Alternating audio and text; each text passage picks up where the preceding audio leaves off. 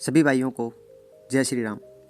आज की इस वीडियो में बात करने वाले हैं कि महाभारत में गंगा ने क्यों अपने 7 पुत्रों को नदी में बहा दिया था।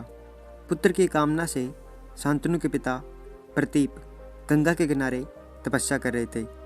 उनके तप, रूप और सौंदर्य पर मोहित होकर गंगा उनकी दाहिनी जंघा पर आकर बैठ गई और कहने लगी, राजन, मैं आपसे विवाह करना चाहती हूँ।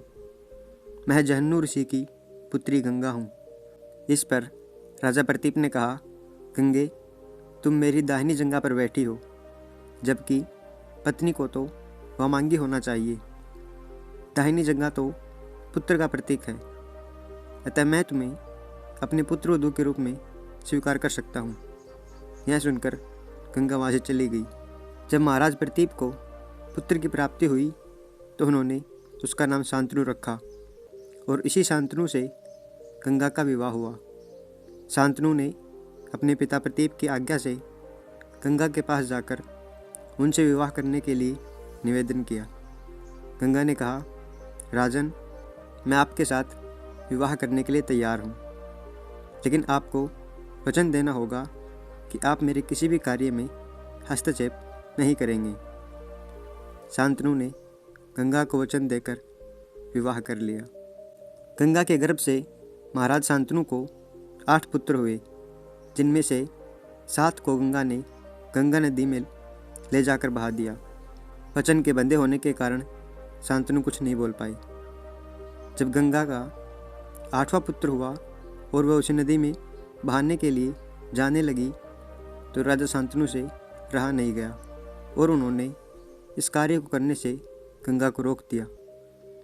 गंगा ने कहा, राजन, आपने अपनी प्रतिज्ञा भंग कर दी है, इसलिए अब मैं आपके पास नहीं रह सकती। इतना कहकर गंगा वहाँ से अंतर्ध्यान हो गई। महाराजा शांतनु ने अपने उस पुत्र को पाला पोसा और उसका नाम देवव्रत रखा। देवव्रत के किशोरावस्था में होने पर उसे हस्तिनापुर का युवराज घोषित कर दिया। यही देवव्रत आगे चलकर भीष्म कहलाए। आखिर क्यों गंगा ने अपने 7 पुत्रों को नदी में बहा दिया था? एक बार धू नामक वसु ने वशिष्ठ ऋषि की कामधेनु का हरण कर लिया। इससे वशिष्ठ ऋषि ने धू से कहा कि ऐसा काम तो मनुष्य करते हैं, इसलिए तुम 8 वसु मनुष्य हो जाओ। यह सुनकर वसु ने घबराकर वशिष्ठ जी की प्रार्थना की। उन्होंने कहा कि अन्य वसु तो वर्ष का अंत होने पर मेरे सांप से छुटकारा पा जाएंगे, लेकिन इस धू को अपनी करनी का फल भोगने के लिए 1 जन्म तक मनुष्य बनकर पीड़ा भोगनी होगी। यह सुनकर वसुओं ने गंगा जी के पास जाकर उन्हें वशिष्ठ जी के सांप को विस्तार से बताया और यह प्रार्थना की कि आप मृत्युलोक में अवतार लेकर हमें गर्भ में धारण करें और जो ही हम जन्म ले हमें पानी में डुबो दें। इस तरह हम जल्दी से सभी मुक्त हो जाएंगे। गंगा माता ने स्वीकार कर लिया और वे युक्तिपूर्वक शांतनु राजा की पत्नी बन गई और शांतनु से वचन भी ले लिया।